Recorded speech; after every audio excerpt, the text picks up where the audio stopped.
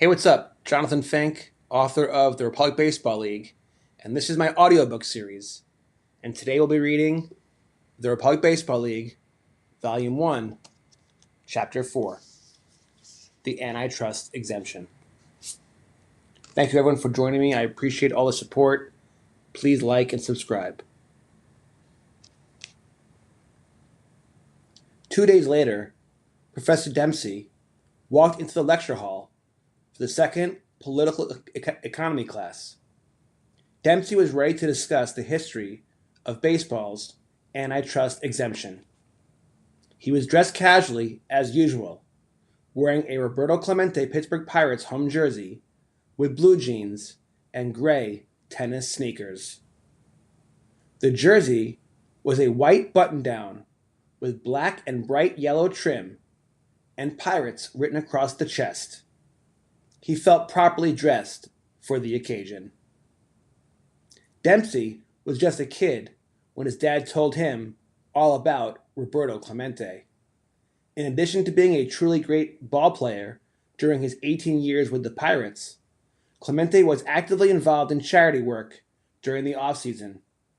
He often delivered food, necessities, and baseball equipment to the underprivileged and those in need. Only 38 years old, Clemente died in a plane crash while on a trip to assist earthquake victims in Nicaragua. After learning more about Clemente's talent and generosity, Dempsey purchased his jersey to honor his memory. To begin his lecture on baseball's antitrust exemption, Dempsey opened his laptop computer and typed in a few keystrokes. When he hit the return button, the screen on his laptop projected onto a much bigger screen on the wall in front of the classroom. What his students saw was the official website of the Federal Trade Commission at ftc.gov.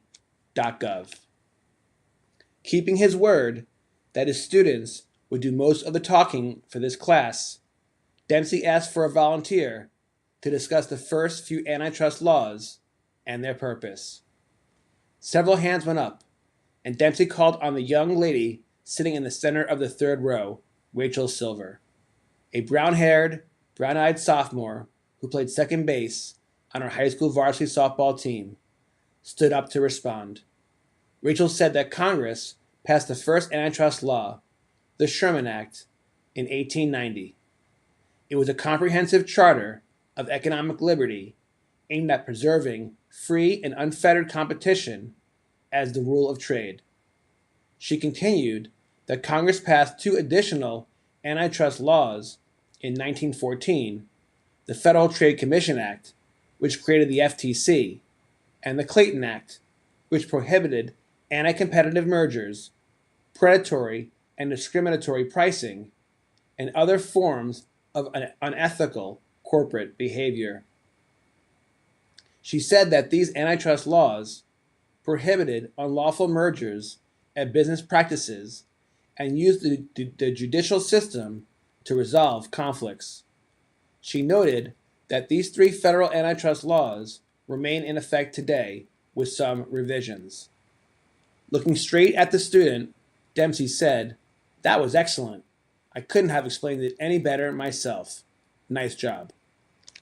Then, Dempsey asked for another volunteer to discuss the primary objectives of these antitrust laws. More hands went up, and Dempsey pointed to a young man sitting one row behind and a few seats to the right of Rachel. Corey Gordon stood up.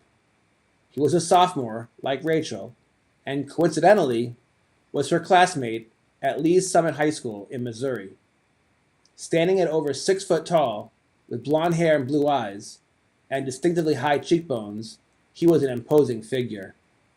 Corey explained that these antitrust laws protected balanced competition for the benefit of American citizens. They were designed to create strong incentives for businesses to operate efficiently, which created better competition and kept prices down and quality up, a result which benefited all consumers. Additionally, the antitrust laws were designed to punish those in the business community who practice unfair or unethical competitive behavior. Corey added that the United States court system had applied these antitrust laws in litigation for decades with significant influence and dramatic impact on economic markets. Dempsey said, "That was excellent too. I'm very impressed." At this point, Dempsey delved deeper into the details of the Sherman Act and why Major League Baseball was exempt from its application. He explained that the Sherman Act outlawed every contract, combination, or conspiracy in restraint of trade, and any monopolization, attempted monopolization, or conspiracy or combination to monopolize. He noted, however, that the U.S. Supreme Court decided that the Sherman Act did not prohibit every restraint of trade, only those that were deemed unreasonable. On the other hand, certain actions were considered so harmful to competition that they were almost always illegal. These included arrangements among competing individuals or businesses to fix prices, divide markets, or rig bids. He highlighted that Major League Baseball was the only major sport in the United States exempt from these antitrust laws. Then he discussed the circumstances which gave rise to it. Dempsey told the class that Major League Baseball's antitrust exemption surfaced in 1922 as a result of the landmark Supreme Court decision in Federal Baseball Club versus National League. In 1913, a group of entrepreneurs set up the Federal League of Baseball Clubs, known as the Federal League.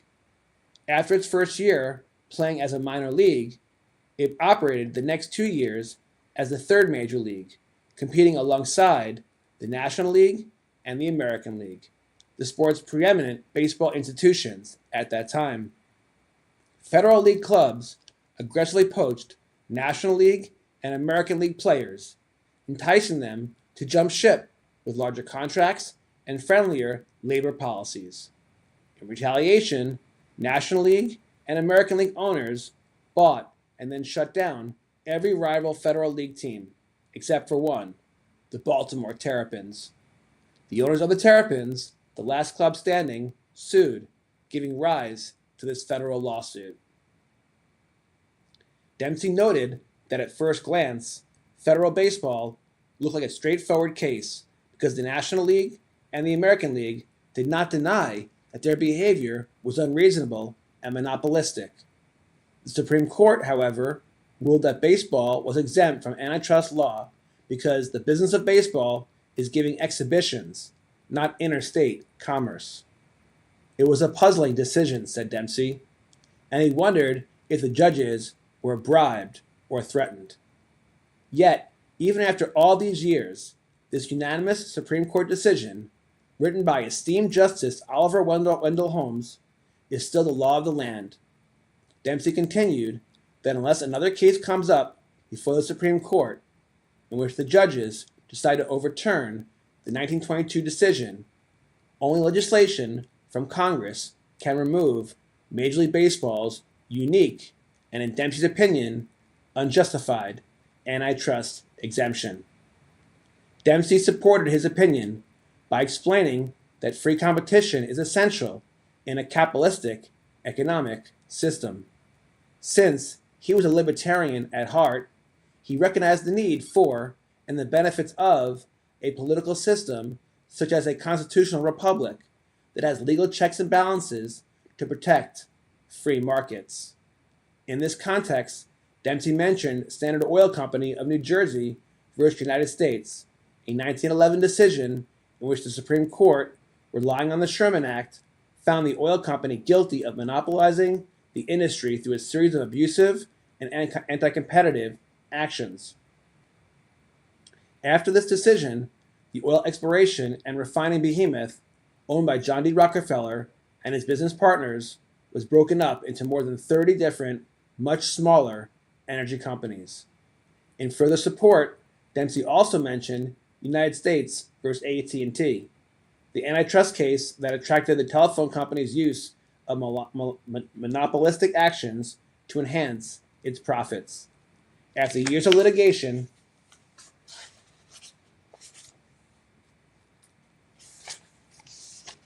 the case was settled in 1982 by means of consent decree, in which the telecommunications Goliath was broken up into seven different, smaller, regional operating phone companies. Finally, Dempsey asked his students if they could think of any examples of how Major League Baseball in recent years has exhibited monopolistic power. Many hands quickly went up around the classroom. Then he said, "Good. Please write a short paper about this subject and submit it to me in my office before the end of next week. I look forward to seeing everyone at our next class." Dempsey was the first person to exit the lecture hall because he had another busy afternoon ahead of him. End of chapter 4. Thank you so much for joining me. If you made it this far, I appreciate it. Lucky 4 is my lucky number. When I sign all my books, I always do a J Fink and then a JF number 4. So looking forward to chapter number 5. Please like and subscribe. And just want to say once again, I am really grateful for you joining me on this audiobook adventure. You guys take care. God bless. This month, we have some great sports card stories from across the U.S. and talk to an author from nearby Leawood, Kansas, who has written a book about returning to collecting after 3 decades away. My day job is I'm a financial advisor, so I've been investing for over 20 years. In a way to express my love for the hobby, I decided, what if I write an investment book, Sports Card Collectors Club, and treat the stock market the same way I would treat the card market. And so I thought, well, how would a day trader invest in cards? How would a venture capitalist buy and sell cards? How would a hedge fund do it? As I would go through my trials and tribulations, I realized that for as much fun as I was having investing, there was something missing. And one day I was watching the Royals game on television, and it was a rain delay. And the Card Life television show came on. I was watching that episode, I was watching Matt Strom open cards and rip packs, and I started getting the warm, fuzzy feeling. I said, this is what I want to be doing. I want to get back to really collecting and ripping cards and building sets. And that's where the story of my book has changed. I go from investing back to collecting. I'll also open a variety of boxes from different sports. So he hit the home run off me in like the 7th inning. And then in the 8th inning, JT hit a double, so he's standing on second. And Mason Wynn asked him, he's like, "Hey JT," he's like, "I heard Strom collects cards of guys that take him deep." He's like, "Does that mean he's gonna send me over a couple cards to sign tomorrow?" And after the game, we had won. I mean, winning is the only thing that's important to me. So it's like, I was good after the game, whatever, and JT comes up to me and he's like, "Hey Stromy," he was really genuine. Like he wasn't taking shots. And I'm like, "What are you talking about?" He's like, "Well, when I got to second, Mason asked if you're gonna send a card over for him."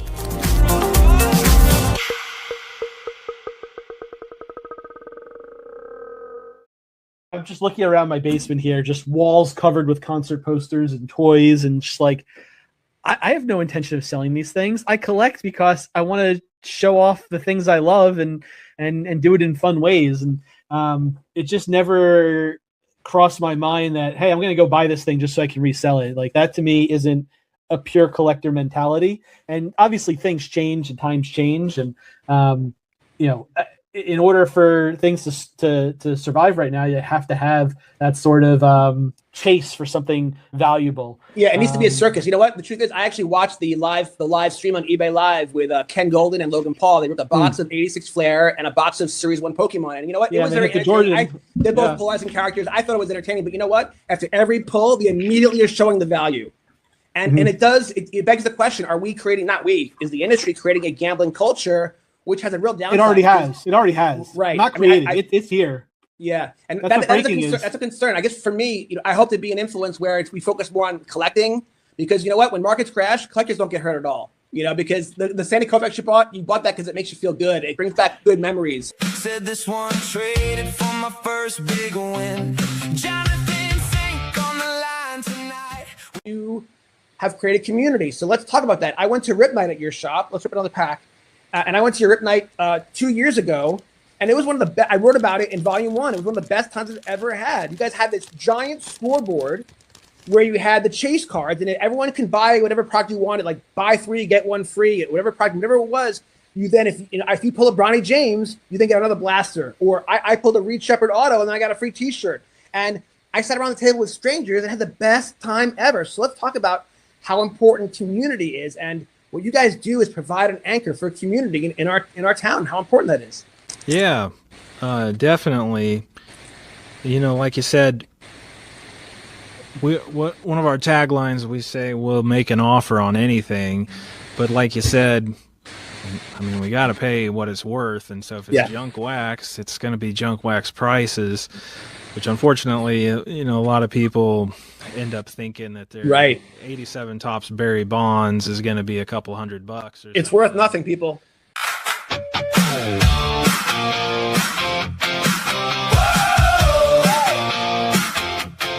Brand and notoriety. And so when you're pitching these stories to these athletes, like I've reached out to a couple of different athletes about writing a potential article about their collections and having them kind of share their story. And it's like, yes, like I write for collectibles on SI, which is under the Sports Illustrated umbrella.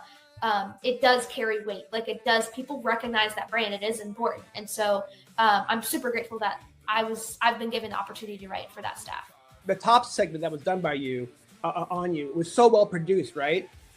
Did all that come from the conversation you had with Michael Rubin? Is that how that put you on the map to such an extent that all those opportunities happened? How did that happen? Did you get a call one day? Said this one traded for my first big win.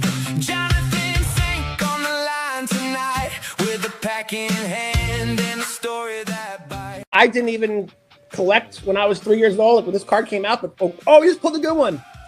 Roman Anthony, you know, from Dempsey. I love Wichita State. I would have been thrilled if he went to Tulane, but his parents have roots in Nebraska. So for him, it was coming home. And so Nebraska got a good one. And so I'm not surprised that program's on the rise, because they got a great stadium. They have great resources. They got a great fan base with people like you. And their recruiting is fantastic. They're finding the talented kids. So yeah, in fact, the Big Ten. So yeah, Will Bolt, the head coach, he actually played at Nebraska when I was traveling with the Nebraska team in the late '90s. He was down at Texas A&M when I worked at Texas A&M. Rob Childress is the pitching coach, and I was on the hiring committee that hired him away from Nebraska to come down at Texas A&M, and they're thrilled that he's back here in Nebraska. He's a genius. The number of players in pro ball right now that went through Rob Childress, so he'll be under good guidance when he gets up here to Nebraska. They're good people. One kid found a mantle in the rain. One old friend came back with the same old chain. Talk to me about the reaction of the players, the other players, when they see this bat putter. Are they flipping out? They freak out when they see it? And they see it and they're like, they just stop. Yeah, let's go. Yeah. So the reason why I asked that question is because I had that experience literally yesterday. So when I first got the bat putter, I think I bought it 6 months ago, and it's customized for the Republic Baseball League, which is so cool.